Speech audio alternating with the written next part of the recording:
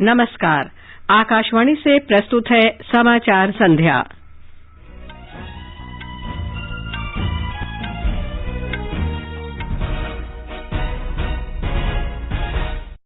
प्रधानमंत्री नरेंद्र मोदी ने स्व सहायता समूहों को 1,000 करोड़ रुपए हस्तांतरित किए। इससे लगभग 16 लाख महिलाएं लाभान्वित होंगी।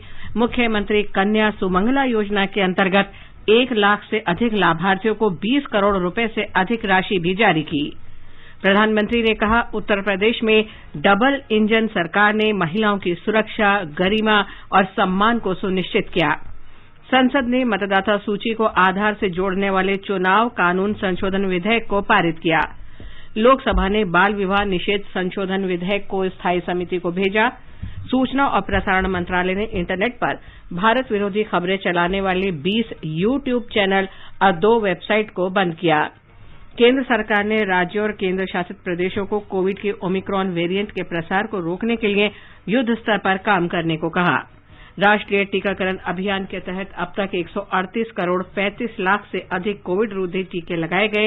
स्वस्थ होने की दर 98.4%। और एशियाई हॉकी चैंपियंस ट्रॉफी के सेमीफाइनल में जापान ने भारत को 5-3 से हराया। समाचार संध्या में जागृति शर्मा के साथ मैं लवली निगम। देश कोविड टीकाकरण अभियान के अंतर्गत 150 करोड़ टीके लगाने की दिशा में निरंतर आगे बढ़ रहा है। कोरोना वायरस का नया वेरिएंट मिलने से चिंताएं बढ़ी हैं। आपसे हमारी अपील है कि यथाशीघ्र दोनों टीके लगवाएं और अन्य लोगों को भी टीके लगवाने के लिए प्रेरित करें। कृपया 3 सरल उपायों का अवश्य पालन करें। 2 गज की सुरक्षित दूरी बनाए रखें, हाथ और चेहरा साफ रखें, मास्क लगाएं। कोविड से संबंधित किसी भी जानकारी और मार्गदर्शन के लिए राष्ट्रीय हेल्पलाइन नंबर 011-2397-8046 और 1075 पर संपर्क करें। और अब समाचार विस्तार से। प्रधानमंत्री नरेंद्र मोदी ने कहा है कि केंद्र और राज्य सरकारों की योजनाएं तथा कार्यक्रम महिलाओं के जीवन में बड़ा बदलाव ला रहे हैं और उन्हें सुरक्षा दे रहे हैं। उत्तर प्रदेश के प्रयागराज में महिला सशक्तिकरण पर एक विशेष कार्यक्रम में आज 2 लाख से अधिक महिलाओं ने भाग लिया। इनमें से कई विभिन्न सरकारी योजनाओं के लाभार्थी हैं। श्री मोदी ने कहा कि देश देख रहा है कि उत्तर प्रदेश महिला सशक्तिकरण के लिए कैसे काम कर रहा है और डबल इंजन सरकार ने उन्हें सुरक्षा दी और उनकी गरिमा को बढ़ाया है। पिछली सरकारों पर तंज कसते हुए प्रधानमंत्री ने कहा कि उस दौरान महिलाओं की सुरक्षा दांव पर थी और राजनीतिक हस्तक्षेप बड़े पैमाने पर था। पूरक पोषण वितरण प्रणाली की महत्वाकांक्षी योजना के बारे में श्री मोदी ने कहा कि यह महिलाओं के जीवन को बदलने तथा उन्हें सशक्त बनाने की दिशा में एक बड़ा कदम है। यूपी ने जच्चा बच्चा को दिए जाने वाले पोषण को तैयार करने की जिम्मेदारी भी महिलाओं के हाथों में सौंपी है। ये पोषण वाला राशन और आहार अब सेल्फ हेल्प ग्रुप में महिलाएं खुद बनाएगी। जिन 202 पुष्टाहार उत्पादन यूनिट का शिलान्यास हुआ है, उनसे सेल्फ हेल्प ग्रुप की महिलाओं की आमदनी भी होगी और गांव के किसानों का भी बहुत बड़ा लाभ होगा। महिलाओं की मदद के इस प्रयास में प्रधानमंत्री ने 202 पूरक पोषण निर्माण इकाइयों की आधारशिला रखी और स्वयं सहायता समूहों के बैंक खाते में 1,000 करोड़ रुपए की राशि हस्तांतरित की। स्वयं सहायता समूहों की लगभग 16 लाख महिला सदस्यों को लाभ पहुंच रहा है। प्रधानमंत्री ने कहा कि बैंक सखी ने बैंक को लोगों के दरवाजे पर ला दिया है। बैंक सखी का जो अभियान शुरू किया है, वो महिलाओं की रोजगार के अवसरों के साथ ही उनके जीवन में भी बड़े बदलाव ला रही। बैंक सखी बैंक को गांव तक लेकर आ गई है। यूपी सरकार ने इन बैंक सखियों के ऊपर ऐसे करीब 75,000 करोड़ के लेन देन की जिम्मेदारी सौंपी है। 75,000 करोड़ रुपए का कारोबार ये गांव में रहने वाली मेरी बहनें, मेरी बेटियां कर रही है। प्रधानमंत्री ने विशेषकर अपनी सरकार द्वारा संपत्ति के मालिकाना हक में महिलाओं का नाम रखने की पहल का भी उल्लेख किया। उन्होंने कहा कि प्रधानमंत्री आवास योजना के तहत महिलाओं को रजिस्ट्री में प्राथमिकता मिल रही है और इस योजना के अंतर्गत बनाए गए 30 लाख घरों में से 25 लाख संबंधित परिवारों की महिलाओं के नाम पंजीकृत हैं। प्रधानमंत्री ने मुख्यमंत्री कन्या सुमंगला योजना के तहत 1 लाख से अधिक लाभार्थियों को कुल 20 करोड़ से अधिक की राशि हस्तांतरित की। यूपी में विकास के लिए, महिलाओं के सशक्तिकरण के लिए जो काम हुआ है वो पूरा देश देख रहा है। मुझे मुख्यमंत्री कन्या सुमंगला योजना की 1 लाख से ज्यादा लाभार्थी बेटियों के खातों में करोड़ों रुपये ट्रांसफर करने का सौभाग्य मिला। ये योजना गांव गरीब के लिए, बेटियों के लिए भरोसे का बहुत बड़ा माध्यम बन रही है। मुख्यमंत्री योगी आदित्यनाथ ने कहा कि प्रधानमंत्री की परिकल्पना के अनुरूप उनकी सरकार राज्य के कल्याण के लिए कई कार्यक्रम चला रही है। आज से उत्तर प्रदेश में लगभग 4,000 करोड़ रुपए की पूरक पोषण योजना पूरी तरह से महिलाओं के हाथ में चली गई है। संसद ने राज्यसभा की मंजूरी के बाद चुनाव कानून संशोधन विधेयक आज पारित कर दिया है। कानून और न्याय मंत्री किरेन रिजिजू ने इसे क्रांतिकारी कानून करार दिया और इसे समय की मांग बताया। उन्होंने कहा कि ये फर्जी मतदाताओं और मतदाता सूची में कई प्रविष्टियों की जांच करेगा और निष्पक्ष चुनाव सुनिश्चित करने में मदद करेगा। चुनाव प्रक्रिया साफ तभी होगा जो इलेक्शन का सूची है वो साफ हो। अगर इलेक्शन का सूची साफ नहीं होगा तो सारा इलेक्शन जो है उससे नुकसान होता है। अगर हम जेन्युइन वोटर हैं तो मैं क्यों विरोध करूँ इस बिल का? इस बिल का विरोध तो वही करेंगे जो फेक वोटर का इस्तेमाल करते हैं। जब सरकार इलेक्शन कमीशन के साथ बैठ के ये तय किया है कि नकली वोटर को हटाना है, मल्टीपल इलेक्शन नेम्स को हटाना है, ये तो मैं समझता हूँ सर पूरा देश इसको स्वागत करेंगे। हमारे संवाददाता ने बताया है कि लोकसभा ने कल इस विधेयक को पारित किया था। इस विधेयक का मुख्य उद्देश्य मतदाता सूची से आधार संख्या को जोड़ना है ताकि विभिन्न जगहों पर एक ही मतदाता के नाम की पुनरावृत्ति न हो और मतदाता सूची में पारदर्शिता रहे। इसके अलावा जहां पहले मतदाता सूची में पंजीकरण के लिए 1 वर्ष में केवल 1 जनवरी की तिथि निर्धारित थी, वही अब 18 वर्ष की आयु पूरी करने वाले युवाओं को साल भर में मतदाता का दर्जा प्राप्त करने के 4 अवसर मिल सकेंगे। वे अब 1 जनवरी, 1 अप्रैल, 1 जुलाई तथा 1 अक्टूबर को भी अपना नाम मतदाता सूची में जुड़वा सकेंगे। रमेश चंद्रा के साथ आनंद कुमार, आकाशवाणी समाचार, दिल्ली। बाल विवाह निषेध संशोधन विधेयक 2021 आज लोकसभा में विपक्षी सदस्यों के विरोध के बीच पेश किया गया। विधेयक सभी धर्मों में लड़कियों के विवाह के आयु सीमा के कानूनी न्यूनतम आयु को 18 से बढ़ाकर 21 करता है। महिला और बाल विकास मंत्री स्मृति जुबिन ईरानी ने कहा कि यह कानून विवाह में सभी धर्मों और जातियों की महिलाओं को समानता का अधिकार प्रदान करेगा। सुप्रीम कोर्ट का स्वयं मानना है कि ये एक्ट सेक्युलर एक्ट है और मुस्लिम पर्सनल लॉ की दृष्टि से भी, हिंदू मैरिज एक्ट की दृष्टि से भी सभी धर्म, सभी जाति, सभी समुदाय की महिलाओं को समानता का अधिकार विवाह की दृष्टि से मिलना चाहिए। मैं स्वयं सरकार की ओर से ये प्रस्तावना करना चाहती हूँ कि स्टैंडिंग कमेटी में इस विषय पर विस्तृत चर्चा हो।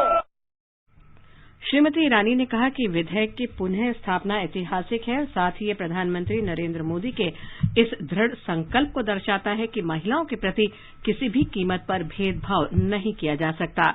विधेयक को स्थायी समिति को भेज दिया गया है। सूचना और प्रसारण मंत्रालय ने 20 यूट्यूब चैनल और 2 वेबसाइटों को भारत विरोधी तथा फर्जी खबरों के प्रचार में लगे होने के कारण बंद कर दिया है। ये चैनल और वेबसाइट भारत से संबंधित विभिन्न संवेदनशील विषयों पर झूठी और भ्रामक खबरें फैलाने के लिए पाकिस्तान से नेटवर्क चला रहे थे। इनमें अधिकतर कश्मीर, भारतीय सेना, देश के अल्पसंख्यक समुदाय, राम मंदिर और जनरल बिपिन रावत से संबंधित पोस्ट प्रचारित की जा रही थी। सूचना और प्रसारण मंत्री अनुराग ठाकुर ने कहा है कि सीमा पार से झूठी खबरें और भ्रामक दुष्प्रचार और अन्य गतिविधियों के जरिए देश में अव्यवस्था फैलाने को देखते हुए सरकार ने यह कदम उठाया है। देश के खिलाफ जो एजेंडा पाकिस्तान की ओर से चलता है, पाकिस्तान की वेबसाइट्स और वहां के जो हैंडल वाले यहाँ पर कर रहे हैं उसके खिलाफ ये कड़ी कार्रवाई की गई है ताकि ऐसी ताकतों को देश के खिलाफ काम न करने दिया जाए।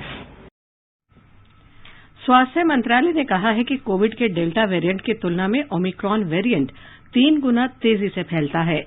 केंद्र ने राज्यों और केंद्र शासित प्रदेशों से कहा है कि वे जिला या स्थानीय स्तर पर शीघ्र कार्रवाई करने के लिए तैयार रहें। स्वास्थ्य सचिव राजेश भूषण ने आज राज्यों और केंद्र शासित प्रदेशों को पत्र लिखकर कहा कि कोविड संक्रमण का डेल्टा वेरिएंट देश के विभिन्न हिस्सों में मौजूद है। उन्होंने कहा कि स्थानीय जिला स्तर पर अधिक दूरदर्शिता, आंकड़ों का विश्लेषण, शीघ्र निर्णय और सख्त कार्रवाई करने की आवश्यकता है। आकाशवाणी से प्रसारित कोरोना जागरूकता श्रृंखला में कल जेबी पंत अस्पताल के डॉक्टर संजय पांडेय ने कहा कि ओमिक्रॉन से घबराने की आवश्यकता नहीं है। पिछले 1 महीने में संक्रमण बहुत तेजी से बढ़ा और बहुत तेजी से नीचे आया। अब वहाँ केसेज नीचे आ रहे हैं। पहले पॉजिटिविटी रेट 30 के ऊपर चली गई थी, लेकिन पिछले 3-4 दिनों से 30 के नीचे आ गई है। लेकिन ये ट्रांसलेट नहीं हुआ हॉस्पिटलाइजेशन में, नहीं डेथ में। इसका मतलब है कि केसेस तो बढ़े, लेकिन सिम्टम माइल्ड थे और इतने माइल्ड थे कि हॉस्पिटलाइजेशन ऑलमोस्ट न के बराबर हुआ। तो ये एक अच्छी बात है। इससे घबराने की जरूरत नहीं है, परेशान होने की जरूरत नहीं है, लेकिन कोविड एप्रोप्रिएट बिहेवियर बनाए रखें। राष्ट्रीय टीकाकरण अभियान के तहत देश भर में अब तक 138 करोड़ 35 लाख से अधिक कोविड रोधी टीके लगाए जा चुके हैं। कल 64,56,000 से अधिक टीके लगाए गए। इस दौरान 8,043 मरीज स्वस्थ हुए हैं। स्वस्थ होने की राष्ट्रीय दर 98.40% हो गई है। कल 5,326 नए मरीजों में संक्रमण की पुष्टि हुई है। आकाशवाणी का समाचार सेवा प्रभाग आज रात 9:30 बजे कोरोना जागरूकता श्रृंखला में लाइव फोन इन कार्यक्रम प्रसारित करेगा। कार्यक्रम में अखिल भारतीय आयुर्विज्ञान संस्थान एम्स नई दिल्ली के डॉक्टर पीयूष रंजन श्रोताओं के प्रश्नों के उत्तर देंगे। श्रोता हमारे विशेषज्ञ से टेलीफोन नंबर 011-2342-1230 और 011-2342-1764 पर प्रश्न पूछ सकते हैं। टेलीफोन नंबर एक बार फिर सुन लें, 011-2342-1230 और 011-2342-1764। Twitter handle @AIR News Alerts #AskAIR पर भी सवाल पोस्ट किए जा सकते हैं। राष्ट्रपति रामनाथ कोविंद ने कहा है कि नई शिक्षा नीति की सबसे बड़ी विशेषता समावेशन और उत्कृष्टता दोनों को बढ़ावा देना है। आज केरल के पेरिया में कासरगोड में केंद्रीय विश्वविद्यालय के 5वें दीक्षांत समारोह में उन्होंने कहा कि इस नीति के माध्यम से पाठ्यक्रम उदार और व्यावसायिक शिक्षा को प्रोत्साहित करेगा। उन्होंने कहा कि नई शिक्षा नीति देश के लिए अपने जनसांख्यिकी संबंधी लाभांश का दोहन और उससे लाभ प्राप्त करने में महत्वपूर्ण भूमिका निभा सकता है। देश में शिक्षा से लड़कियों के सशक्तीकरण की सराहना करते हुए राष्ट्रपति ने आशा व्यक्त की कि भारत अपनी बेटियों के समृद्ध योगदान से ज्ञान की शक्ति बनेगा। ये समाचार हमारी वेबसाइट newsonair.com/hindi और हमारे mobile app news on AIR पर भी उपलब्ध हैं। हर जोखिम से निकल कर फसल आए, सुरक्षित हो जाए।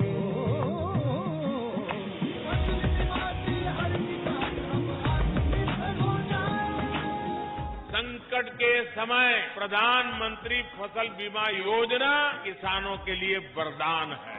अब सूखा पड़े या बाढ़ आ जाए, कोई डर नहीं।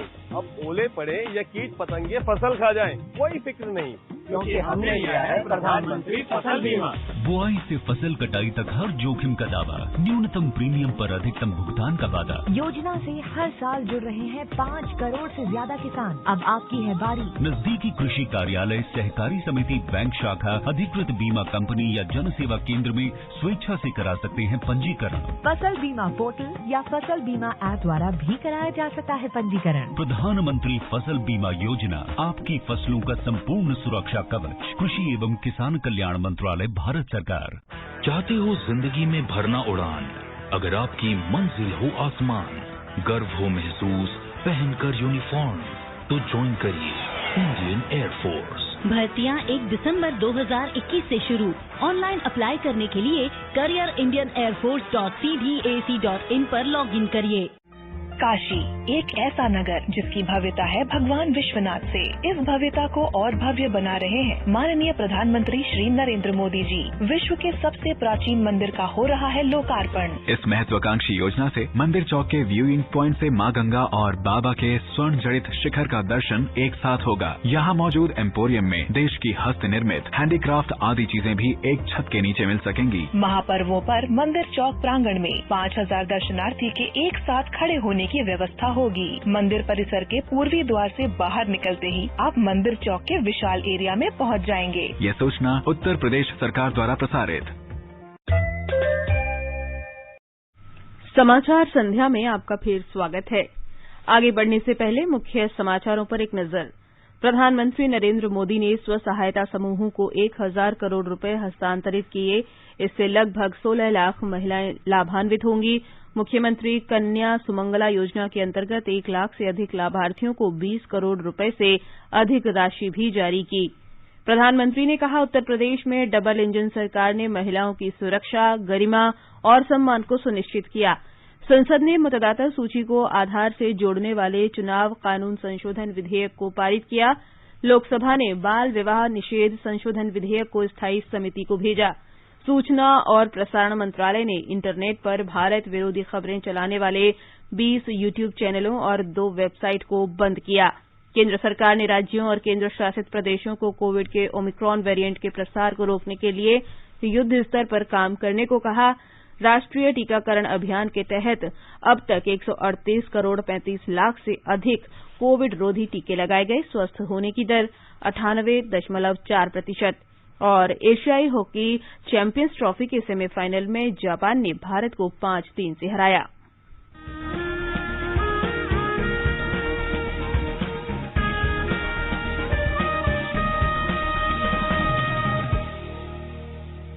स्वाधीनता संग्राम के वे निशान जो साक्षी हैं हमारे सेनानियों के संघर्ष और बलिदान के। आकाशवाणी समाचार ला रहा है विशेष श्रृंखला निशान। हर बुधवार को शाम 4:45 पर कार्यक्रम परिक्रमा में FM गोल्ड 100.1 मेगाहर्ट्ज पर।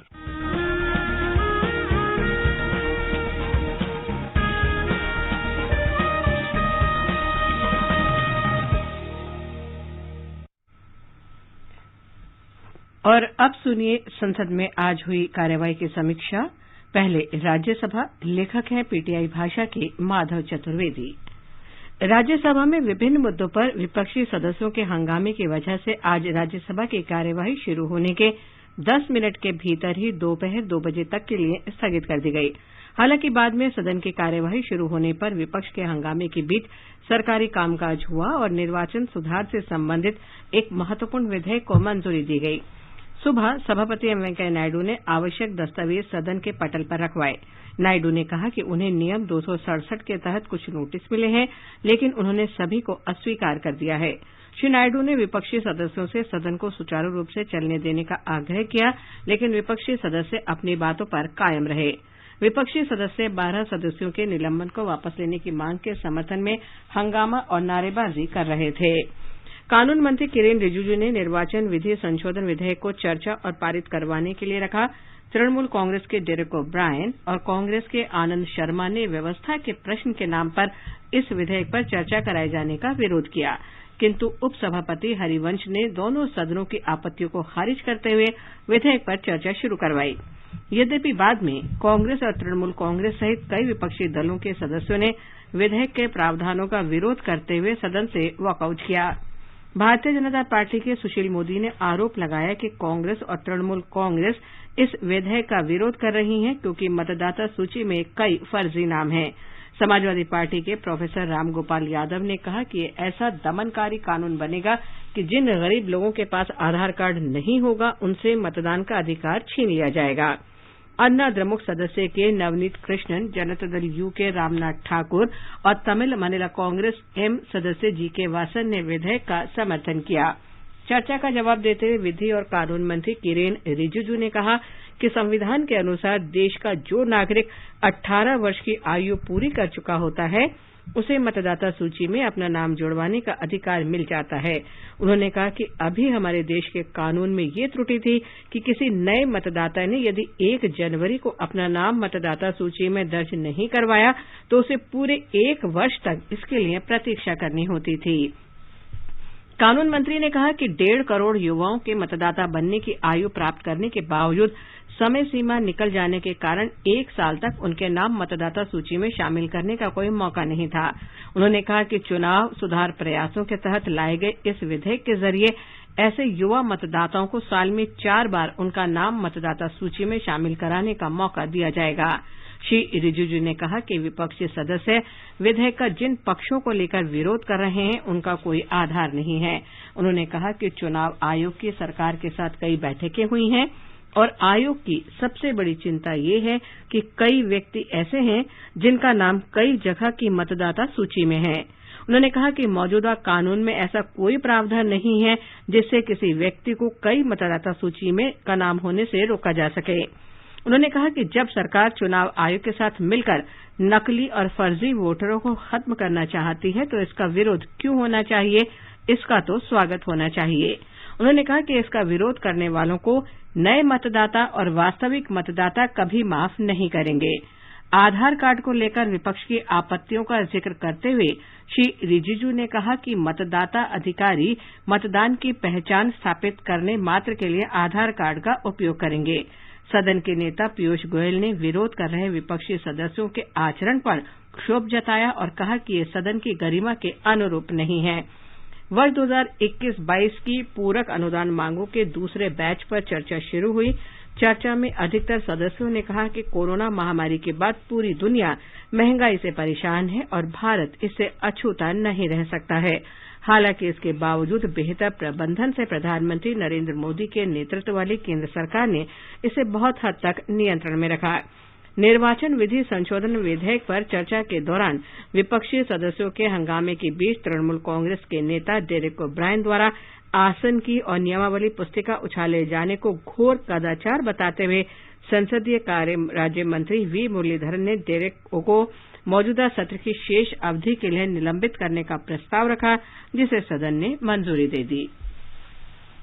अब सुनिए लोकसभा में हुई कार्यवाही की समीक्षा। लेखक हैं पीटीआई भाषा के अनवरुल हक। लोकसभा में आज विपक्षी सदस्यों के भारी विरोध के बीच बाल विवाह निषेध संशोधन विधेयक 2021 पेश किया गया, जिसमें लड़कियों के विवाह की न्यूनतम कानूनी आयु को 18 साल से बढ़ाकर पुरुषों के बराबर 21 साल करने का प्रस्ताव है। पेश होने के बाद इस विधेयक को संसद की स्थायी समिति के पास भेजा गया। चार्टर्ड अकाउंटेंट, लागत एवं संकर्म लेखापाल और कंपनी सचिव संशोधन विधेयक 2021 को भी संसद की स्थायी समिति के विचारार्थ भेजा गया। इस विधेयक में संबंधित संस्थाओं में अनुशासनात्मक तंत्र को मजबूत बनाने एवं मामलों का त्वरित निपटान सुनिश्चित करने का प्रावधान किया गया है। लखीमपुर हिंसा मामले में गृह राज्य मंत्री अजय मिश्रा के इस्तीफे की मांग और कुछ अन्य मुद्दों को लेकर कांग्रेस समेत कई विपक्षी दलों के सदस्यों ने हंगामा जारी रखा, जिसके कारण लोकसभा की कार्यवाही एक बार के स्थगन के बाद दिन भर के लिए स्थगित कर दी गई। विपक्ष के हंगामे के कारण प्रश्नकाल बाधित हुआ। दोपहर में महिला एवं बाल विकास मंत्री स्मृति ईरानी ने बाल विवाह निषेध संशोधन विधेयक 2021 पेश किया। इसे पेश किए जाने का कांग्रेस, तृणमूल कांग्रेस, राकपा, द्रमुक, एआईएमआईएम, शिवसेना, आरएसपी, बीजेपी जैसे दलों ने विरोध किया। विपक्षी दलों ने विधेयक को व्यापक विचार विमर्श के लिए संसद की स्थायी समिति को भेजने की मांग की। स्मृति ईरानी ने इस विधेयक को लड़कियों एवं महिलाओं के सशक्तिकरण की दिशा में महत्वपूर्ण कदम बताया और कहा कि जो लोग सदन में उनकी सीट के आगे शोर शराबा कर रहे हैं, एक तरह से महिलाओं को उनके अधिकारों से वंचित करने का प्रयास है। उन्होंने कहा कि विपक्षी दलों के सदस्य अगर थोड़ा इंतजार करते और उनकी बात सुनते तो उन्हें पता चल जाता कि वे स्वयं ही सरकार की ओर से इस विधेयक को स्थायी समिति को भेजने का प्रस्ताव कर रही हैं, ताकि इस पर विस्तृत चर्चा हो सके। श्रीमती ईरानी ने साथ ही कहा कि सभी धर्म, जाति एवं समुदाय में महिलाओं को विवाह की दृष्टि से समानता का अधिकार मिलना चाहिए। उन्होंने कहा कि लड़कियों और लड़कों के विवाह की आयु एक समान 21 वर्ष होनी चाहिए। कांग्रेस नेता अधीर रंजन चौधरी ने कहा कि सरकार इस विधेयक को पूरक कार्यसूची में लेकर आई है और इस प्रकार से जल्दबाजी में कई विधेयकों को लाया जा रहा है। तृणमूल कांग्रेस के सौगत राय ने कहा कि जिस तरह से इस विधेयक को पेश किया गया है उसका हम विरोध करते हैं। आईयूएमएल के ईटी मोहम्मद बशीर ने कहा कि ये विधेयक असंवैधानिक है और इसके दूरगामी प्रभाव पड़ेंगे। ये पर्सनल लॉ को भी प्रभावित करने वाला है। चार्टर्ड अकाउंटेंट लागत एवं संकर्म लेखापाल और कंपनी सचिव संशोधन विधेयक 2021 को मंगलवार को संसद की स्थायी समिति के विचारार्थ भेजा गया। निचले सदन में संसदीय कार्य राज्य मंत्री अर्जुन राम मेघवाल ने वित्त एवं कॉरपोरेट कार्य मंत्री निर्मला सीतारमण की ओर से इस विधेयक को स्थायी समिति के पास भेजने का आग्रह किया, जिसे लोकसभा ने ध्वनि मत से मंजूरी दी। अभी आप संसद में हुई आज की कार्यवाही की समीक्षा सुन रहे थे। आजादी का अमृत महोत्सव के लिए सभी उपभोक्ताओं को शुभकामनाएं। हॉलमार्क सोने की शुद्धता सुनिश्चित करता है। हमेशा हॉलमार्क वाले सोने के आभूषण खरीदें। उपभोक्ता संबंधित किसी भी शिकायत के लिए कृपया राष्ट्रीय उपभोक्ता हेल्पलाइन के टोल फ्री नंबर 14404 पर संपर्क करें। उपभोक्ता मामले विभाग, भारत सरकार द्वारा जनहित में जारी। जागो ग्राहक जागो। सबका साथ, सबका विकास, सबका विश्वास, सबका प्रयास। सबके प्रयास से हो रहा है राष्ट्र निर्माण, जिसमें इनकम टैक्स है आपका योगदान।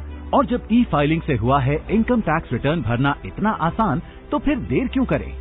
31 दिसंबर 2021 या उससे पहले www.incometax.gov.in पर अपनी इनकम टैक्स रिटर्न को ई फाइल करना ना भूलें। समय से इनकम टैक्स रिटर्न भरने पर रिफंड्स भी जल्दी आ जाते हैं। लॉसेस को कैरी फॉरवर्ड किया जा सकता है। लोन और वीजा एप्लीकेशन की प्रोसेसिंग में भी ITR सहायक है। नए ई फाइलिंग पोर्टल पर 3 करोड़ से भी अधिक इनकम टैक्स रिटर्न फाइल किए जा चुके हैं। तो फिर आप भी समय न गवाएं। आज ही अपने इनकम टैक्स रिटर्न को ई फाइल करें। अधिक जानकारी और रिटर्न फाइल करने के लिए विजिट करें www.incometax.gov.in। ये आकाशवाणी है। प्रधानमंत्री नरेंद्र मोदी बृहस्पतिवार को कई विकास पहलों की शुरुआत करेंगे। प्रधानमंत्री वाराणसी के करखियाओं में उत्तर प्रदेश राज्य औद्योगिक विकास प्राधिकरण फूड पार्क में बनास डेयरी संकुल की आधारशिला रखेंगे। 30 एकड़ भूमि में फैली इस डेयरी का निर्माण लगभग 475 करोड़ रुपए की लागत से किया जाएगा और इसमें रोजाना 5 लाख लीटर दूध के प्रसंस्करण की सुविधा होगी। इससे ग्रामीण अर्थव्यवस्था मजबूत होगी। श्री मोदी बनास डेयरी से जुड़े 1 करोड़ 70 लाख से अधिक दुग्ध उत्पादकों के बैंक खातों में लगभग 35 करोड़ रुपए बोनस डिजिटल रूप से स्थानांतरित करेंगे। प्रधानमंत्री वाराणसी के रामनगर में दुग्ध उत्पादक सहकारी संघ संयंत्र के लिए बायोगैस आधारित बिजली उत्पादन संयंत्र की आधारशिला भी रखेंगे। पंजाब के मुख्य निर्वाचन अधिकारी डॉक्टर एस करुणा राजू ने आज राज्य में नए मतदाताओं की पहचान के लिए 3 सदस्यीय समिति का गठन किया, जिसका 18 वर्ष की आयु के युवाओं का 100% नामांकन सुनिश्चित किया जाना है। 3 सदस्यीय समिति की अध्यक्षता डॉक्टर नवनीत वालिया करेंगे। बम्बई शेयर बाजार का संवेदी सूचकांक आज 497 अंक बढ़कर 56,319 पर बंद हुआ। नेशनल स्टॉक एक्सचेंज का निफ्टी भी 157 अंक की बढ़त के साथ 16,771 पर पहुंच गया। ढाका में एशियन चैंपियंस ट्रॉफी हॉकी के दूसरे सेमीफाइनल में जापान ने भारत को 5-3 से हरा दिया है। कल तीसरे स्थान के लिए भारत और पाकिस्तान की टीमें आमने सामने होंगी। मौसम विभाग ने कहा है कि देश के उत्तर पश्चिम भाग में अगले 24 घंटों के दौरान भी शीतलहर जारी रहने की संभावना है। मौसम विभाग ने एक बयान में कहा कि पंजाब, हरियाणा, चंडीगढ़, दिल्ली, राजस्थान और मध्य प्रदेश के कुछ हिस्सों में शीतलहर जारी रह सकती है। और अंत में मुख्य समाचार एक बार फिर। प्रधानमंत्री नरेंद्र मोदी ने स्वयं सहायता समूहों को 1,000 करोड़ रुपए हस्तांतरित किए। इससे लगभग 16 लाख महिलाएं लाभान्वित होंगी। मुख्यमंत्री कन्या सुमंगला योजना के अंतर्गत 1 लाख से अधिक लाभार्थियों को 20 करोड़ रुपए से अधिक राशि भी जारी की। प्रधानमंत्री ने कहा, उत्तर प्रदेश में डबल इंजन सरकार ने महिलाओं की सुरक्षा, गरिमा और सम्मान को सुनिश्चित किया। संसद ने मतदाता सूची को आधार से जोड़ने वाले चुनाव कानून संशोधन विधेयक को पारित किया। लोकसभा ने बाल विवाह निषेध संशोधन विधेयक को स्थायी समिति को भेजा। सूचना और प्रसारण मंत्रालय ने इंटरनेट पर भारत विरोधी खबरें चलाने वाले 20 यूट्यूब चैनलों और 2 वेबसाइट को बंद किया। केंद्र सरकार ने राज्यों और केंद्र शासित प्रदेशों को कोविड के ओमिक्रॉन वेरिएंट के प्रसार को रोकने के लिए युद्ध स्तर पर काम करने को कहा। राष्ट्रीय टीकाकरण अभियान के तहत अब तक 138 करोड़ 35 लाख से अधिक कोविड रोधी टीके लगाए गए। स्वस्थ होने की दर 98.4%। और एशियाई हॉकी चैंपियंस ट्रॉफी के सेमीफाइनल में जापान ने भारत को 5-3 से हराया। इसके साथ ही समाचार संध्या का ये अंक समाप्त हुआ। नमस्कार।